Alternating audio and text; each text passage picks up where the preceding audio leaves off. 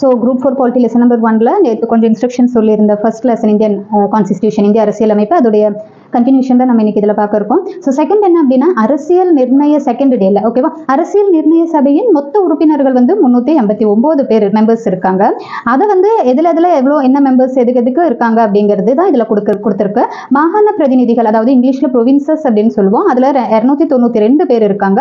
சுதேச அரசு பிரதிநிதிகள் 93 பேர், பலுசிஸ்தான் பிரதிநிதிகள் ஒரே ஒரு மெம்பர் மட்டும், மாகாண முதன்மை ஆணையர் வந்து 3 பேர். ஸோ அப்படிதான் வந்து இந்த அரசியல் நிர்ணய சபையின் மொத்த உறுப்பினர்கள் வந்து 389 பேர் இருக்காங்க. நெக்ஸ்ட் வந்து இந்திய அரசியல் அமைப்பு அப்படின்னா இந்தியன் கான்ஸ்டிடியூஷன் அப்படிங்கிறது நம்ம எல்லாருக்குமே தெரியும்.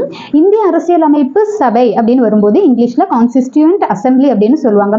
ஸோ இதுக்குண்டான முதல் கூட்டம் வந்து நடந்த நாள் எப்போ அப்படின்னா 9th December 1946ல நடந்த இடம் வந்து நியூ டெல்லியில.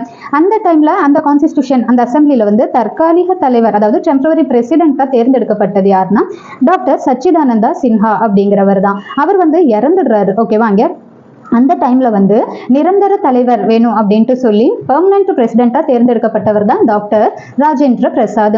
இவங்களுக்கு கீழே 2 துணை தலைவர்கள் இருக்காங்க. அவங்களுடைய பேர் வந்து HC முகர்ஜி, அப்புறமா VP கிருஷ்ணமாச்சாரி.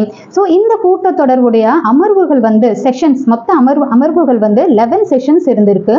இது மொத்தமா நடைபெற்ற நாட்கள் எவ்வளோ அப்படின்னு பார்த்தா 166 நாட்கள். மொத்த திருத்தங்கள் வந்து இதுல 2473 திருத்தங்கள் செய்யப்பட்டிருக்கு இந்த இந்திய அரசியல் அமைப்புல ஓகேவா. இந்த இந்திய அரசியலமைப்பு ஏற்றுக்கொள்ளப்பட்ட நாள் எப்போ அப்படின்னா November 26, 1949ல.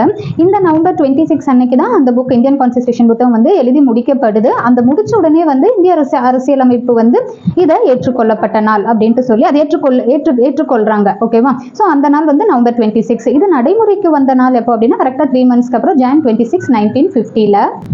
அண்ட் அந்த இந்தியன் கான்ஸ்டிடியூஷன் புக் இருக்கு இல்லையா, அது யார் எழுதியிருக்காங்க அப்படின்னு பார்த்தா பிரேம் பெஹாரி நரேன் ரைசாதா அப்படிங்கிறவர். இவர் வந்து ஒரு கேலிகிராஃபர். இவர் வந்து எந்த ஃபாண்ட் ஸ்டைல் ஃபாலோ பண்ணி எழுதியிருக்காருன்னா இட்டாலிக் ஸ்டைல.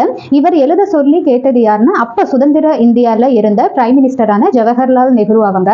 ஸோ இவங்க கேட்டதுக்கு இணங்கி தான் வந்து ரைசாதா அவர்கள் ஹேண்ட் ரிட்டன்ல இது எழுதியிருக்காங்க. ஸோ இது வந்து பிரிண்ட் பண்ணப்படலை அப்படிங்கிறது நம்மளுக்கு இதுல இருந்து தெரியுது. அப்புறமா இதுக்கு எழுதுனதுக்கு ரைசாதா அவர்கள் வந்து எந்த ஒரு பணமும் வந்து வாங்கிக்கல. அதுக்கு பதிலாக இவர் என்ன கேட்கிறாருன்னா அந்த புத்தகத்துல லாஸ்ட் பேஜ்ல இவருடைய கிராண்ட் ஃபாதருடைய நேம் வந்து அதுல பொறிக்கப்படணும், லாஸ்ட்ல எழுதணும், லைக் ஒரு சைன் மாதிரி இருக்கணும் அப்படின்ட்டு கேட்கிறாரு. ஸோ அதுக்கு வந்து ஜவஹர்லால் நேருவும் ஓகே அப்படின்னு அக்செப்ட் பண்ணிட்டு இதை எழுதி லாஸ்ட் பேஜ்ல அவர் வந்து பிரேம் பெஹாரி நரேன் ரைசாதா அப்படிங்கிற இந்த நேமும் வந்து எழுதியிருப்பாங்க. ஸோ இதோட கண்டினியூஷன் நாளைக்கு ஷார்ட்ஸ்ல நான் அப்லோட் பண்றேன். தேங்க்யூ.